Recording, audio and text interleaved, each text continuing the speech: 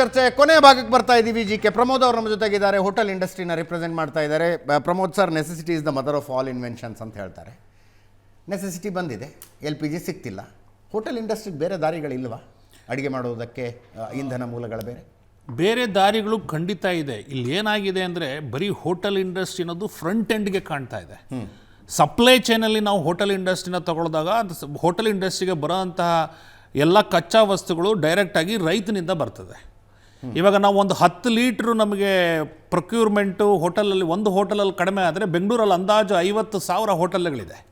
ಅದನ್ನು ನೀವು ಕ್ಯುಮ್ಯುಲೇಟಿವ್ ಆಗಿ ತಗೊಂಡ್ರೆ LPG ಅಷ್ಟೇ ಮಾತಾಡ್ತಿದೀವಿ ರೀ. ನಾಳೆ ಹಾಲು ಕನ್ಸ್ಯೂಮ್ ಆಗದೆ ಇದ್ರೆ 20 ಹೈನುಗಾರರು ಏನು ಮಾಡಬೇಕು? ತರಕಾರಿ ಕನ್ಸ್ಯೂಮ್ ಆಗದೆ ಇದ್ರೆ ರೈತ ಏನು ಮಾಡಬೇಕು? ಗೋಬಿ. ಇವಾಗ ಇನ್ನೊಂದು ವಿಚಿತ್ರವಾದ ಸಂಗತಿ ಏನಂದ್ರೆ, ಗ್ಯಾಸ್ ಜಾಸ್ತಿ ಕನ್ಸಂಪ್ಷನ್ ಆಗೋದು ಫರ್ಟಿಲೈಸರ್ ಇಂಡಸ್ಟ್ರಿಗೆ. ಇಲ್ಲಿ ಬರ್ತಿರೋ ವಿಚಾರ ನೋಡಿ, ಕಂಪ್ಯಾರಿಸನ್ ನೀವು ತಗೊಂಡಾಗ ಕಮರ್ಷಿಯಲ್ ಇರೋದು ಎಷ್ಟು? ಬರೀ 17% ನಾವು ಮಾತಾಡ್ತಾ ಇರೋದು. 13%, ಇವನ್ ಸ್ಟಿಲ್ ಲೆಸ್ ಸರ್. 13% ಅಲ್ಲ ಇಂಪಾರ್ಟೆಂಟ್. ಅದರದ್ದು ಇಂಪ್ಯಾಕ್ಟ್ ನಾವು ತಗೊಂಡಾಗ ರೈತರಿಗೆ ಸಪ್ಲೈ ಚೈನ್ ಇಂಪ್ಯಾಕ್ಟ್ ಒಂದು, ಆಮೇಲೆ ಅನ್ಆರ್ಗನೈಸ್ಡ್ ವರ್ಕರ್ಸ್ ನಮ್ಮಲ್ಲಿ. ಈ ಭಾರತಾದ್ಯಂತ ನೀವು ಹೋಟೆಲ್ಗಳನ್ನ ತಗೊಂಡ್ರೆ, ನೀವು ನಮ್ಮ ಕರ್ನಾಟಕದಲ್ಲಿ 50,000 ಇದೆ ಅಂತ ನಾವು ಲೆಕ್ಕ ಹಾಕಿದ್ರೆ, ಭಾರತಾದ್ಯಂತ 20 ಲಕ್ಷಕ್ಕೂ ಹೆಚ್ಚು ಹೋಟೆಲ್ಗಳಿದೆ. ಅದರಲ್ಲಿ ಕೆಲಸ ಮಾಡ್ತಿರುವಂತಹ 2 ಕೋಟಿ ಜನಸಂಖ್ಯೆ, ಇವರೆಲ್ಲ ಅನ್ಆರ್ಗನೈಸ್ ಸೆಕ್ಟರ್. ನಾವು ನಿಲ್ಸಿದ ಮೇಲೆ ಮತ್ತೆ ಚಾಲೂ ಮಾಡೋಕ್ಕಾಗಲ್ಲ. ನಿಲ್ಲಿಸ್ಬಿಡ್ತೀರಾ ಅಂತ ಇಟ್ಕೊಳ್ಳಿ. ನಮ್ಮ ಸನ್ನಿವೇಶದಲ್ಲಿ ಏನಾಗುತ್ತೆ, ಆ ರಾಡೆಂಟ್ಗಳು, ಇಲಿಗಳು, ಜಿರ್ಲೆಗಳು ಒಂದು ಸತಿ ಒಂದು ಕಿಚನ್ಗೆ ಬಂದುಬಿಟ್ರೆ ನಮ್ಮ ಕತೆ ಮುಗೀತು. ಅದನ್ನು ಮತ್ತೆ ನಾವು ಇದು ಮಾಡೋಕ್ಕಾಗೋದಿಲ್ಲ. ಇದು ಬಂದು LPG ಅನ್ನೋದು ನನ್ನ ಪ್ರಕಾರ ಒಂದು ಸಣ್ಣದಾದ ಸಮಸ್ಯೆ. ಮೇಲ್ನೋಟಕ್ಕೆ ಕಾಣಿಸ್ತಾ ಇರೋದು ಇದಷ್ಟೇ. ಮೇಲ್ನೋಟಕ್ಕೆ ಇದು ಏನಕ್ಕೆ ಅಂದರೆ, ನಾವು ಹೋಟೆಲ್ ಬಂದ್ ಮಾಡಿದ್ದೀವಿ, ಹೋಟೆಲ್ ಮಾಡ್ತಾರೆ. ಹೋಟೆಲ್ನು ನೀವು ತಗೊಂಡ್ರು ಸಹ ಹೋಟೆಲ್ ಮಾಲೀಕರೆಲ್ಲ ಹೋಟೆಲ್ ಉದ್ಯಮವನ್ನು ಶುರು ಮಾಡಿರೋದು ಸರ್ವಿಸ್ ಉದ್ಯಮದಿಂದ. ಇವಾಗ ನಮಗೆ LPG ಸಿಗಲ್ಲ ಅಂತ ಇಟ್ಕೊಳ್ಳಿ. ನಮ್ಮ ಪ್ರಬುದ್ಧವಾದ ದೇಶ, ನಾವು ಪ್ರಬುದ್ಧವಾದ ಜನಗಳು, ಅದಕ್ಕೆ ಆಲ್ಟರ್ನೇಟಿವ್ ಇದೆಯಾ ಅಂತ ಕೇಳಿದ್ರಿ. ಖಂಡಿತವಾಗಿ ಆಲ್ಟರ್ನೇಟಿವ್ ಇದೆ. ಇವಾಗ ಅನೇಕ ಜನ ನಮ್ಮಲ್ಲೇನೆ ಆರ್ಟಿಫಿಷಿಯಲ್ ಇಂಟೆಲಿಜೆನ್ಸ್ ಮೆಷಿನ್ಗಳನ್ನು ಹಾಕ್ಕೊಂಡು ಆಟೋಮೆಟಿಕ್ ಆಗಿ ರನ್ ಮಾಡ್ತಾ ಇದ್ದಾರೆ. ಪ್ರಶ್ನೆ ಏನು, ಇವಾಗ ಇಂಡಕ್ಷನ್ ಕಾಯಿಲ್ ಅಂತ ಹೇಳಿದ್ವಿ.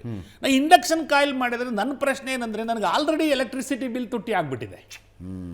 ನನಗೆ ಕೇಂದ್ರ ಸರ್ಕಾರ, ರಾಜ್ಯ ಸರ್ಕಾರ ಅಲ್ಲ, ನಾನೊಬ್ಬ ವ್ಯಾಪಾರಿ. ನನಗೆ ಸೊಲ್ಯೂಷನ್ ಬೇಕು. ಆ ಸೊಲ್ಯೂಷನ್ ಏನಾಗ್ತಾ ಇದೆ ನನಗೆ, ಇಲ್ಲಿ ಸೊಲ್ಯೂಷನ್ ಒಂದು ಟಫ್ ಆಗ್ತಾ ಇದೆ. ಪ್ರಿಪೇರ್ಡ್ನೆಸ್ ಇಲ್ಲ.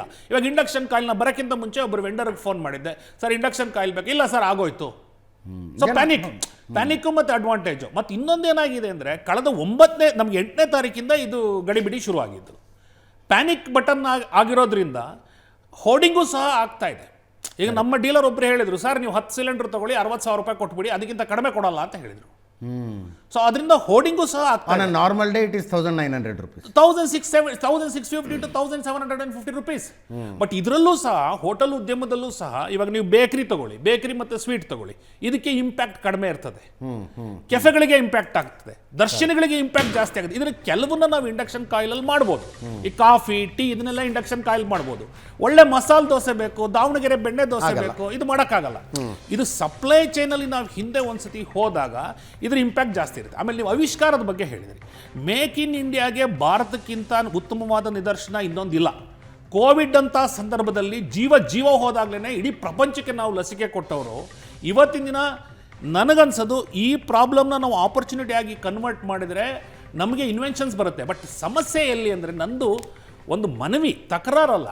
ಕೇಂದ್ರ ಸರ್ಕಾರಕ್ಕೆ ಇಷ್ಟು ಇನ್ಫಾರ್ಮೇಷನ್ ಇದ್ದಾಗ ನಮಗೆ ಪ್ರಿಪೇರ್ನೆಸ್ಗೆ ಒಂದು ಅವೇರ್ನೆಸ್ನ ಕೊಡಬೇಕಿತ್ತು. ಇಂಥದ್ದೊಂದು ಸಮಸ್ಯೆ ಆಗಬಹುದು. ನೀವು ಪ್ರಿಪೇರ್ ಆಗಿ, ನಾಳೆ ದಿನ ಇದು LPG ಅನ್ನೋದು ಒಂದು minor subset of the whole thing. It is not a large thing.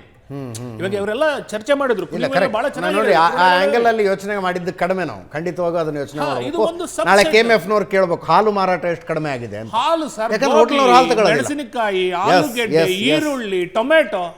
So ನಮಗೇನು ಕೊನೆಗೆ ರೈತನಿಗೆ we are all working for that farmer ಅಲ್ವಾ, ಅಲ್ಲಿ ಸಮಸ್ಯೆ. ಸೊ ಹಾಗಾಗಿ ಆವಿಷ್ಕಾರಗಳಿಂದ ನಾವು ಮಾಡ್ಬೋದು. ನಂದೇನಂದ್ರೆ, ಒಂದು ಮನವಿ ಅಥವಾ ಒಂದು ಅವೇರ್ನೆಸ್ ಅಂದರೆ, ಈಗ ನಾವು ಸಹ ಪ್ರಬುದ್ಧವಾದ ಭಾರತದಲ್ಲಿ, ನಾನು ಸಹ ಇದಕ್ಕೆ ಕಾರಣ, ನಾನು ಸೊಲ್ಯೂಷನ್ ಹುಡುಕಬೇಕು. ನಾನು ಯಾರೋ ಒಬ್ಬರನ್ನ ಮಾಡಬೇಡಿ, ನೀವು ಮಾಡಬೇಡಿ, ಪ್ರಧಾನಿ ಯಾರೇ ಆಗಲಿ, ಯಾವ ಪಕ್ಷದವರೇ ಆಗಿರಲಿ, ಕಾಂಗ್ರೆಸ್ ಪಕ್ಷದವರೇ ಆಗಿರಲಿ, BJP ಪಕ್ಷದವರೇ ಆಗಿರಲಿ, ಎಲ್ಲಾನು ಕೂತ್ಕೊಂಡು ಪ್ರಧಾನಿ ಮಾಡೋಕ್ಕಾಗಲ್ಲ. ಈಗ ಅವ್ರು ಹೇಳಿದ್ರು 40 ಸಿಲಿಂಡರ್ ಯಾವುದೋ ಒಂದು ಸಣ್ಣ ಫುಡ್ ಔಟ್ಲೆಟ್ ಅಲ್ಲಿ ಹೋರ್ಡಿಂಗ್ ಮಾಡಿದರೆ ಪ್ರಧಾನಿಗಳು ಬಂದು ರೈತ ಕೇಂದ್ರಿತ ಚರ್ಚೆಯನ್ನು ನಾಳೆ ಮಾಡೋಣ sir. Thank you so much 3 ಜನರಿಗೂ. ಥ್ಯಾಂಕ್ ಯು ಇಬ್ಬರು ಕೂಡ.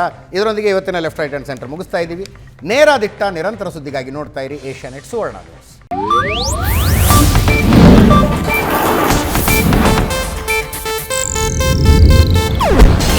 ಏಷ್ಯಾನೆಟ್ ನ್ಯೂಸ್ ನೆಟ್ವರ್ಕ್ ಪ್ರಸ್ತುತಿ.